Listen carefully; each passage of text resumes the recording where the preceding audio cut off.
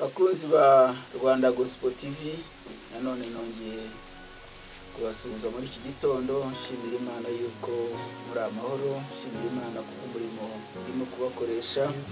Rero turakomeje ibiganiro byacu muri iminsi 40 y'amasengesho.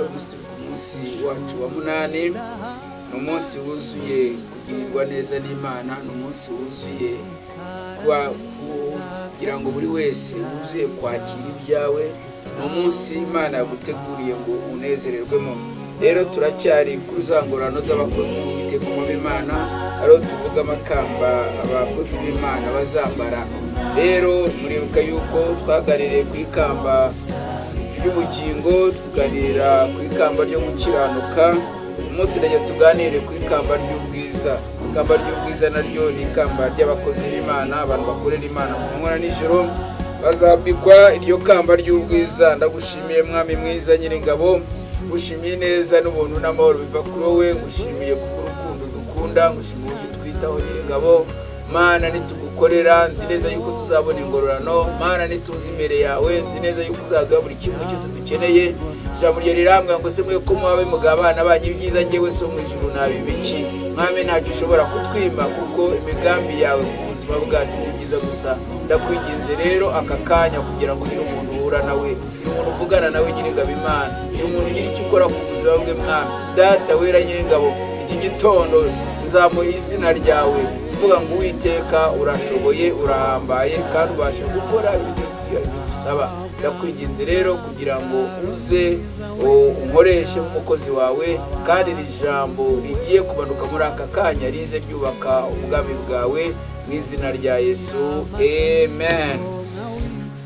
Rero nk'uko twarimo tuvuga ku ikamba ry'ubwiza, nk'uko tubibona muri Petero wa mbere ibice byaho 5, Petero wa mbere ibice 5, reka mbere ku murongo waho wa mbere, arambwira ngo aya magambo ndayahuguza abakuru b'itorero bo muri mwe, kuko nanjye ndi umukuru w'umugenzi wanyu, haleluya, n'umugabo wo guhamya imibabaro ya Kristo, kandi mfatanije namwe ubwiza tuzahishurwa, haleluya. Ijambo ry'Imana riratubwiye ngo aya ni amagambo Petero yari arimo avuga ati ndabahugura nk'abakuru b'itorero, kandi nanjye nka mugenzi wanyu. Nanjye ndavugana n'abakuru b'itorero, kandi ndavugana nk'uko mvugana namwe ndi mugenzi wanyu, kandi nkaba ndi umugabo wo guhamya imibabaro ya Kristo, kandi mfatanije namwe ubwiza buzahishurwa.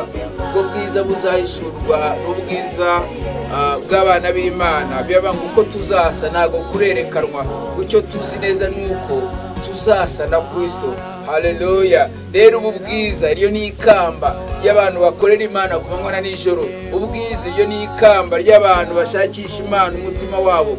Ubwiza iryo ni ikamba tuzambara, yewe reka nkubwire, iryo ni ikamba twambara tukiri muri iyi si, kandi tukazanaryambara mu ijuru. Ndashaka kuvuga kuri iryo kamba ry'ubwiza. Reka nk'urugero, wowe nkurikiye aka kanya, wibuke utarakizwa uwo ari we, wibuke uko wasaga, wibuke uko wambaraga, wibuke uko wagendaga, wibuke imirimo yawe mbere y'uko utarakizwa. Ariko umaze kwakira Yesu akamwami n'umukiza w'ubugingo bwawe, nge nditangaho urugero, ngewe ndimo mbavugana namwe. Hari uwo narindiwe ntari nakizwa, hari uwo nabaye we nyimara gukizwa, hari n'undi we kuri uyu munsi ndimo gukora umurimo w'Imana. Rero iryo ni ikamba ry'ubwiza. Ubwo ni ubwiza buva ku mwami Imana, ubwo ni ubwiza kuko iyo twamaze kwakira Yesu akamwami n'umukiza w'ubugingo bwacu, turahindukira tugasa na Kristo, tugerageza ingeso zacu zigahinduka, amateka yacu agahinduka, tukagera ikirenge mu cya Kristo. Rero ndagukumbuza nshuti yanjye, kugira ngo iri kamba ry'ubwiza turaryambara. Kandi iyo ukomeje ibi yatubwira neza, umurongo wa 3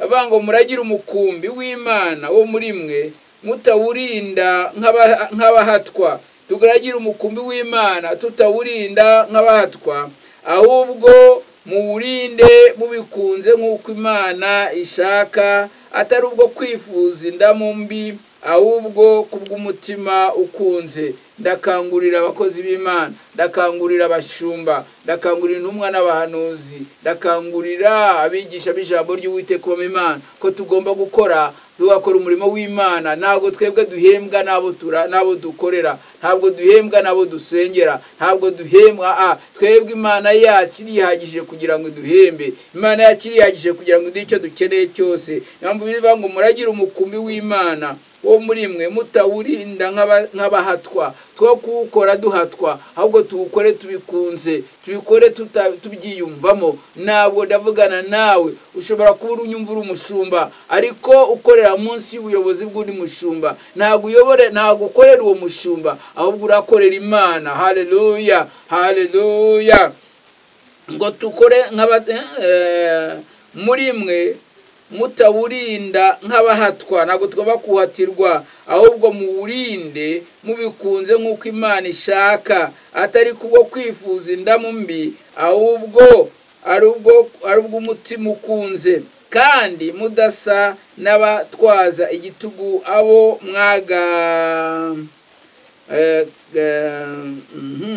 mwagabanijwe, ahubwo mube ibyitegererezo iby'umukumbi. Murongo wa 4, kandi umutahiza naboneka muzahabwa ikamba ry'ubugingo ritangirika. Iyo ni ikamba tugomba kubona, ikamba ritangirika. Haleluya, ndaza kurivugaho naryo. Yesu nashimwe. Dukorera Imana tudahatwa, dukorera Imana biturimo, dukorera Imana tubyitangiye. Ndabibonye ku bashumba batandukanye, ndabibonye abantu baretse ibyabo byose, ukareka diguri yawe, ukareka akazi kawe ari inginiya. Turafite abakozi b'Imana baba inginiya, baba architect hirya no hino bakora amafaranga menshi, ariko ukabireka ku bwa Kristo. Rero Imana izaguha umugisha kubw'umutima ukunda Imana, kubw'umutima ushaka gukorera Imana. Ndagusubiza mu imbaraga, we wamaze kuhindukira ukemerera Umwami Yesu akagukoresha, akakubera umuyobozi, akakubera umuyoboro, akakubera papa, akakubera umubyeyi. Ntabwo uzaguma uko waruri. Mbonye Imana iduhindura amateka, mbonye Imana iduhindura ubuzima, kuko twamaze kuva kuri byose tugatumira uwo Mwami. Rero Imana yo mwijuru gushyigikire, nawe uzambara ikamba ry'ubwiza. Iyo ni ikamba tuzambara. Abo bose bahindukiye bakareka ibindi byose bagakurikira Kristo, bazambara ikamba ry'ubwiza. Naratanye mbabwira ngo ikamba rya mbere duharana n'iry'ubugingo, irya kabiri ryo gukiranuka, irya gatatu ni ikamba ry'ubwiza. Iryo kamba niryo nkwifuriza, kandi ndashaka kugusengera nkubwira ngo Uwiteka Umwami Imana agufashe kandi agushyigikire muri byose. Humura uzahembwa, nutagusarira humura uzahembwa. Niyo mpamvu gusubiza mu imbaraga, gusubira mu imbaraga. Imana yo mwijuru igufashe kandi gushyigikire. Mana nziza nyiringabo, Imana weretse abakozi bawe baragiye umukumbi hirya no hino ku isi yose. Mwami, abakozi barahari, kandi uratubwiye mu ijambo ryawe ngo abo ngabo badacogora gukorera Imana, abo ngabo bazagwa ikamba ry'ubwiza. Nanjye Mwami ndasenga ngo abari bagiye kubivamo, abari babivuyemo, Mwami w'abami nyiringabo, inzitwazo ziba ari nyinshi, ariko ntabwo twabona icyo twakwitwaza cyatuma tuva mu bwami bwawe, cyatuma tuva mu murimo wawe, cyatuma dutakaza ubwiza bw'ikamba tuzambara. Mwami dushoboza, uduha imbaraga. Mwami ijambo ry'Imana rirambwira neza ngo abasore imigenda bazaruha, ariko bagutiyoza basubiza mu imbaraga. Subiza mu imbaraga bari bacitse intege, kandi ugire neza buri umwe wese, kandi umukomeze muri byose. Mu izina rya Yesu nirukanye umwuka wo kugwa, nirukanye umwuka w'ubusambo, nirukanye umwuka wo guheheta, nirukanye buri imbaraga zose z'abazimu n'abadayimoni zari zatatse abakozi b'Imana, zibananije ku murimo, batumye bitotombera mu murimo. Mu izina rya Yesu, Mwami w'abami nyiringabo, winginga Mwami yakugire neza ubwoko bwawe ndetse n'abantu bawe bagira umuhate wo kugukorera kugeza ku mperuka. Kandi Mwami abakwemereye bakagukorera bose bazahabwa ikamba ry'ubwiza. Ibyo mbasabira ndetse nanjye ryisabira mu izina rya Yesu, amen. Yesu akumera umugisha. Ukeneye telefone yanjye ni 0788430085. Wampamagara, yaba ari ikibazo ufite, yaba ari icyifuzo ufite, yaba ari icyo ushaka kumbaza, ndahari kugira ngo ngufashe mu izina rya Yesu, amen.